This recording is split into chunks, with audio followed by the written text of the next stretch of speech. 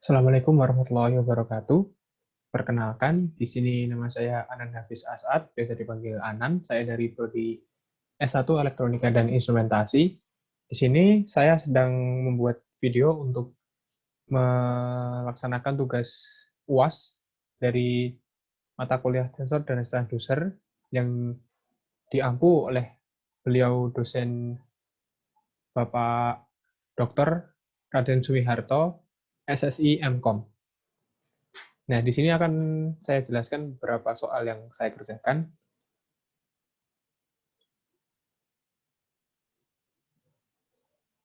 Nah, yang pertama di sini adalah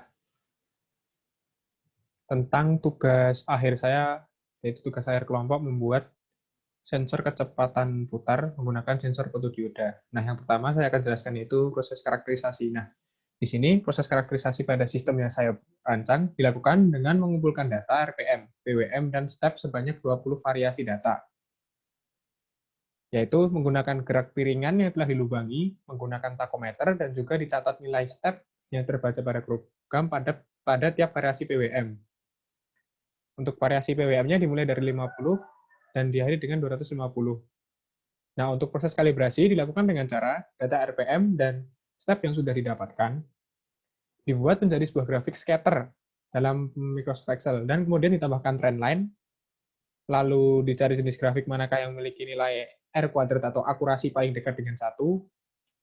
Nah, setelah itu didapatkan nilai Y sama dengan titik-titik X plus minus titik-titik. Nah, di mana nilai X merupakan nilai ref untuk mencari nilai step dan merupakan rumus untuk mencari nilai RPM dari step yang akan dimasukkan ke dalam program.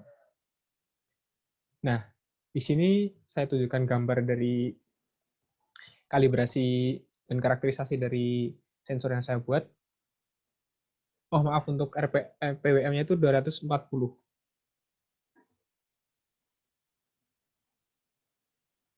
Nah, bisa dilihat terdapat R kuadrat atau akurasinya 1, lalu rumusnya itu Y sama dengan 10,009 kali X plus 2,3509. Nah, untuk resolusi dari sistem membaca kecepatan gerakan piringan yang saya buat, itu secara resolusinya sebesar 1 RPM. Nah, untuk rentang kerjanya, sistem dari segi PWM yang dimasukkan, itu dari 50 sampai 240 PWM. Mohon maaf, ada sedikit kesalahan.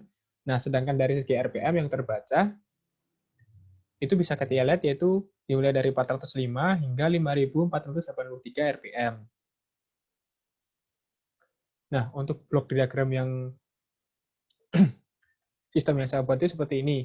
Dimulai dari inframerah yang memancarkan sinar, lalu ketika melewati lubang pada piringan tadi akan masuk ke sensor fotodioda sebagai step atau ref, lalu setelah itu sensor meneruskan ke program Arduino. Nah, di program Arduino, pada rumus step akan terhitung nilai RPM dan step yang terbaca.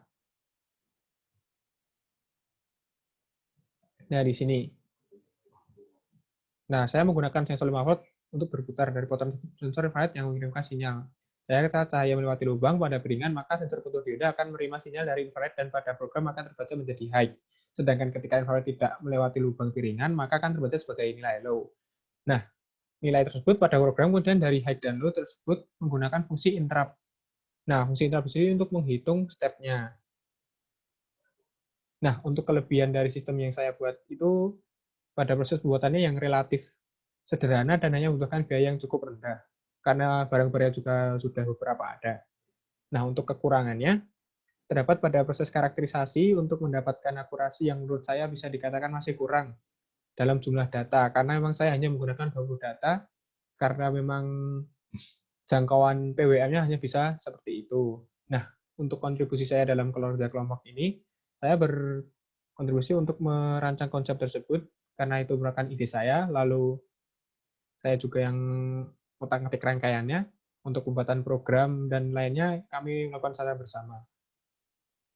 Untuk nomor 2, sensor diketahui suatu sistem mempunyai karakteristik sebagai berikut. A. Sensor bersifat induktif dengan variasi perubahan kapasitansinya 4 mH sampai 100 mH. Nah, tegangan kerja DC itu 1 sampai dengan 5 volt. Yaitu kita disuruh untuk membuat rangkaian pengkondisi sinyal. Nah, pertama yang dilakukan yaitu membuat dua rangkaian RL. RL yang pertama itu untuk 4 mH dan yang kedua 100 mH. Nah, di sini saya menggunakan R sebesar atau penghambat sebesar 150 ohm.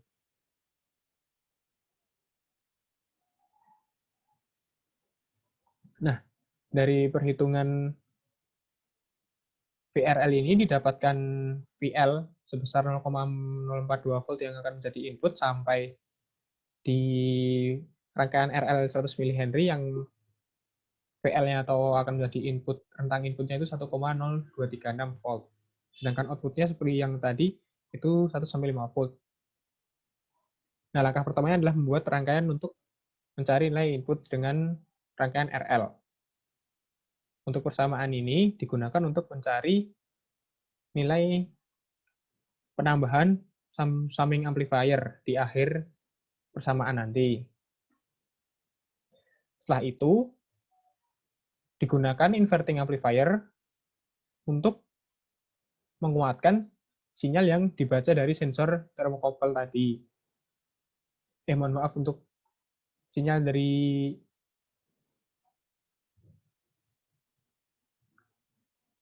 ADC tadi, tekanan ADC tadi. Nah, setelah itu didapatkan nilai RF dari inverting amplifier itu 4075 ohm. Setelah itu, karena dikuatkan dengan inverting amplifier, maka tegangan akan menjadi negatif nilainya. Nah, untuk membuatnya menjadi positif kembali, digunakan inverting amplifier lagi dengan nilai RF sama dengan Rin, yaitu 1000 ohm, agar tidak merubah nilai tegangan yang sudah didapat dari penguatan inverting amplifier sebelumnya. Nah, penambahannya untuk summing tadi dapat dari rangkaian pembagi tegangan dan menggunakan summing amplifier. Nah, untuk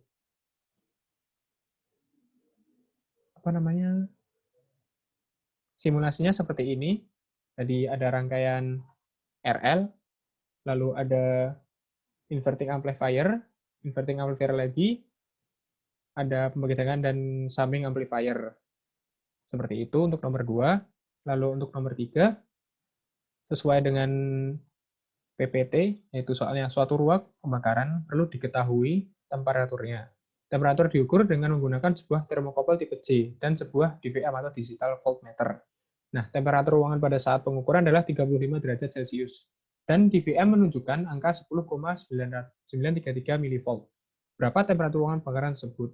Dan jika diinginkan sebuah sistem yang mampu untuk mengetahui temperatur ruang pembakaran tersebut secara otomatis, gambarkan blok diagram serta jelaskan cara kerjanya. Nah, yang pertama, kita menghitung nilai ruang pembakaran tadi, yang kita ketahui adalah sensor termokouple-nya bertipe C, dengan suhu ruangan awal itu 35 derajat, dan DVM 10,933 mV. Nah, di tabel termokouple tipe C, itu tabelnya ada di bawah, bisa kita lihat untuk 35 derajat itu berada di 1,797 mV. Nih, 0, 1, 2, 3, 4, 5. Nah, itu. Lalu, untuk mencari V ruangan pembakaran dalam milivolt, digunakan DVM yang ada tadi yang terbaca ditambah dengan V ruangan, yaitu V milivolt yang telah sesuai dengan tabel 35 derajat tadi. Yaitu didapatkan 12,73 milivolt. Nah, ketika V ruangan pembakaran itu 12,73 milivolt, nilai tersebut terletak di antara 335 derajat dan 336 derajat Celcius, yaitu sesuai dengan tabel. Sesuai dengan tabel, pada 235 derajat Celcius itu nilai milivoltnya 12,722 milivolt, lalu dengan 236 derajat Celcius itu 12,778 milivolt. Nah, untuk mencari suhu ruang pembakaran tadi, menggunakan rumus yang ada di dalam PPT itu seperti ini, didapatkan suhu ruang pembakarannya 235,143 derajat Celcius. Itulah jawaban untuk suhu ruangannya. Nah, untuk blok diagram sistemnya jika diperlukan secara otomatis, saya membuatnya seperti ini ya, ini sangat simpel, yaitu sensor yang membaca itu, sensor thermocouple C yaitu masih dalam bentuk milivolt, akan masuk ke sinyal conditioning karena menurut saya sinyalnya masih perlu untuk dikuatkan agar bisa dibaca. oleh DVM dan juga sinyalnya harus dibersihkan dari noise. Nah, setelah dikondisikan akan masuk ke DVM to Celsius converter yang akan memberikan output dalam Celsius. Untuk secara simpelnya seperti itu. Nah, untuk tabel yang saya gunakan itu ini yaitu real-time instruments dari http realtime.com. Nah, sekian video yang bisa saya sampaikan tentang ujian akhir semester untuk mata kuliah sensor dan transducer. Bila salah kata saya mohon maaf. Wassalamualaikum warahmatullahi wabarakatuh.